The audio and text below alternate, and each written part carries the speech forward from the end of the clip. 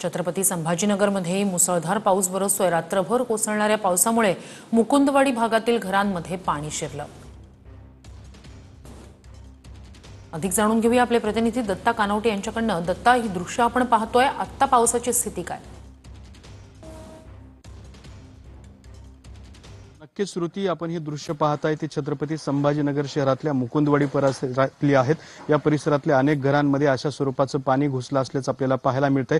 छत्रपती संभाजीनगर शहरात काल दुपारपासून पावसाला सुरुवात झाली होती। अगदी रात्रभर पाऊस कोसळत होता। आता सकाळपासून पावसाने उसंत दिलेली आहे, मात्र रात्रभर जो पाऊस झाला त्यामुळे सगळीकडे पाणीच पाणी झालेलं आहे। अगदी अक्षरशः घरांमध्ये पाणी घुसलेलं आहे। या ठिकाणी आपण जर हे घर समोर बघितलं तर या घरांमध्ये सुद्धा हे किचनमध्ये सगळीकडे पाणी घुसलेलं आहे। त्यामुळे या घरामध्ये आता स्वयंपाक करता येत नाही। संपूर्णपणे जनजीवन जे आहे ते विस्कळीत झालं असल्याचं आपल्याला या ठिकाणी पाहायला मिळतंय।